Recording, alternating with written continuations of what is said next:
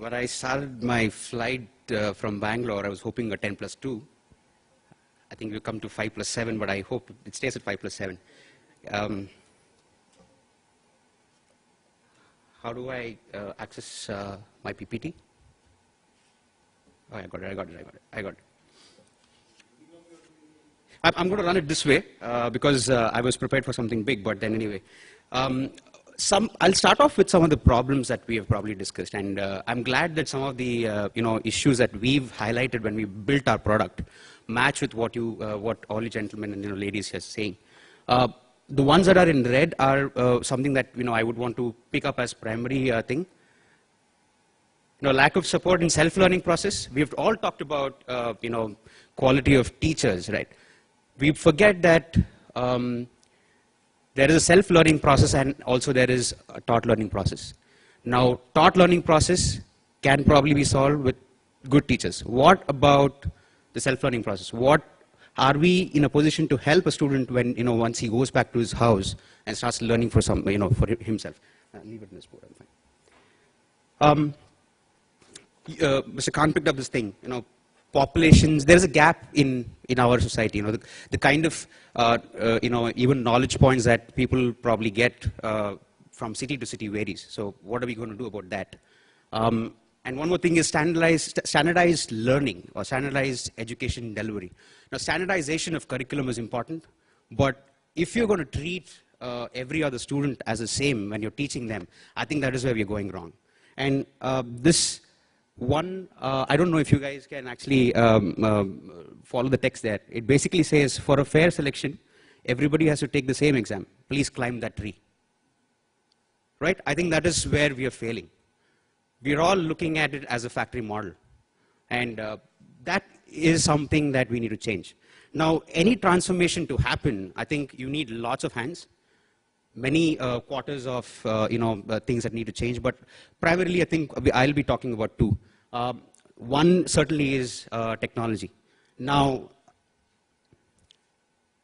all of these technology pieces that we see there, we know how Facebook works, we know how Twitter works, WebEx, GoToMeeting, Google Analytics, Google AdSense. How many times do we marvel the thing saying that I change my mail and the ads change? So something is happening there, something is getting tracked there.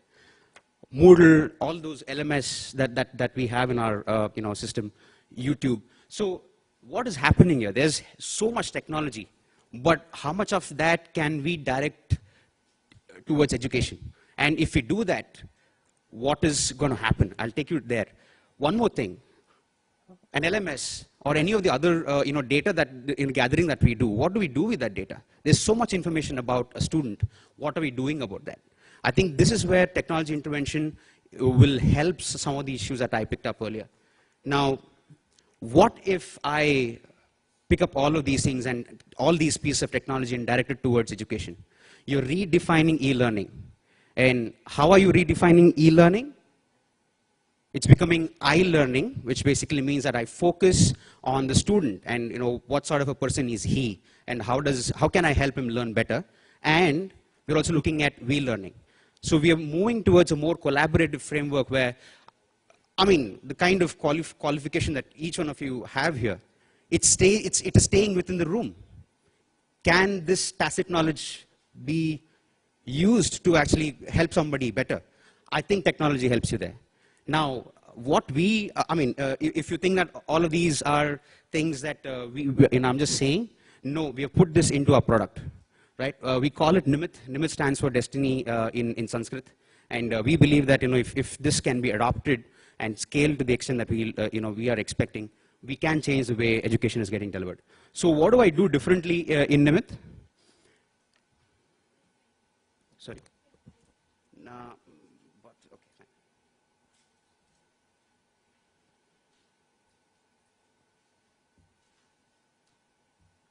Okay. So as I said, there is so much information about the student. What has he been reading? What is his timetable? What is the teacher teaching? How well has he done in an exam? And a lot more data. But what are we doing with that? There are LMSs which are capturing these. Can I make sense out of that data? That is the business that we are in.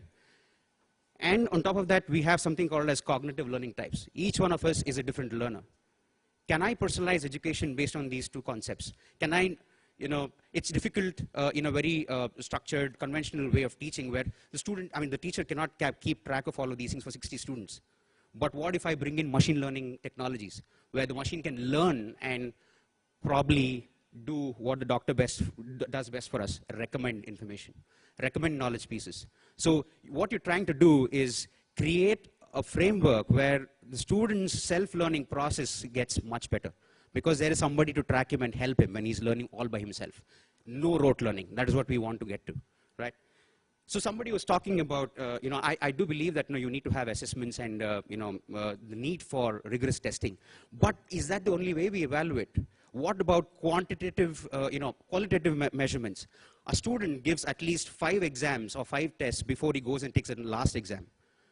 Why am I not helping him, while he's taking those exams? Why can't I improve his learning curve?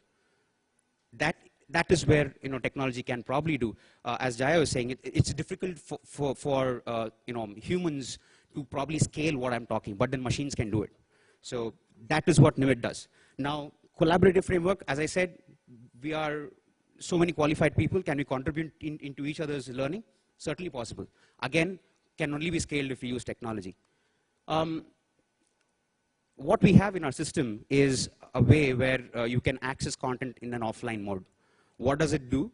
Students don't mind paying 15 rupees, 20 rupees to go into a cyber cafe. Okay? Now, they can go download the content that they want. After that, they don't have to actually have internet infrastructure again. They can view all that content in an offline mode. That is going to bring a huge mass of people into play. You're actually bridging the gaps that are there. You're bringing in the equity. You're bringing in the inclusiveness that we heard from many people in the morning. Last but not the least, another unique model of disseminating content. We are saying rent the content.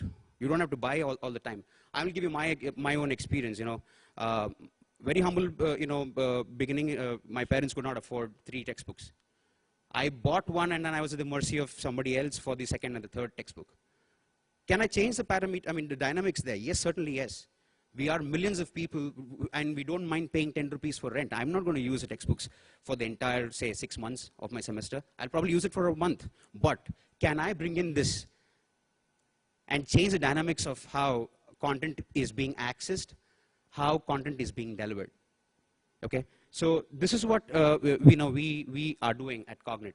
We're using cutting-edge technology, and we are directing it towards education and not on consumer analytics. We are not going and working with a Walmart to see what is their consumption pattern. That is proven technology, but then we're moving that and using it in the education space. And we believe that is going to bring in a change. The second hand that I would probably want to talk about is all you people here. I think technology, okay, this is Tim Berners-Lee. He says that it was hard for him to explain internet when he brought it out. So technology has always been a myth. It's difficult for us to actually go in and have a university or an educational institute adopt to the technology that we're talking about. But all I'm saying is don't be scared about it. And we are not saying that we're going to replace something. Technology has to be used as an enabler. Can I take the teacher out? Never. You are only enabling the teacher. Why don't we think of enabling the teachers here? It can help even the people who are teaching. So that's the endeavor. And whatever I said, I'm just, I think the image here is quite apt. So for any transformation to happen, I think, as Alvin Toffler says, the illiterate of the 21st century will be not those who cannot read and write, but those who cannot learn, unlearn, and relearn. I think we need to do that. We need to change the mindset that we have. We need to see technology as an enabler. We need to look at different aspects of how technology probably will help. And transformation takes a lot of discipline. Transformation takes a lot of courage. These are the gentlemen who actually got most of ISRO's work going by pushing rocket heads on cycles. This is Abdul Kalam and many of the other scientists. It needs that discipline. It needs that courage to transform something. And that is, I think, what we should probably be looking at. So as I said, NIMIT stands for destiny. We are ready, but we are looking for people to actually adopt us. To answer some of the questions that Mr. Khan actually raised, this is more philosophical, and this has got, probably I can't relate everything to the technology that we are building, but I, as a human being who's been thinking about these things, why is the university education low in India? I still believe that it is somewhere stopping, but the brain drain is really causing it. Right. So we have educated people moving. I mean, it's not about blaming anybody, but I think that is happening. The reverse, brain drain is what is helping India go to the next level. Why no research? And you raise a point. Why no innovation? Right. I mean, let me use the word innovation. What we are building as Cognate, what we're building, Nimit, quite an innovative thing, right? But how many people have supported us and backed us? No. We are a bootstrap company. It's been 3 years struggling to get it to the level, but it's pure passion. How many people value passion? I think it's within our genes, and also to a large extent our social structure, which stops us from going and doing research or innovation. I'll tell you, I wanted to be a doctor. I never wanted to do engineering. But I for sure knew that my parents could not support me for 10, 12 years, doing nights. No, it would never happen. So in 10th, I did not take biology. I said, no temptation, leave it. So I picked up in electronics and went on to, my whole aim was, okay, I'm going to finish engineering, I'm going to get a job.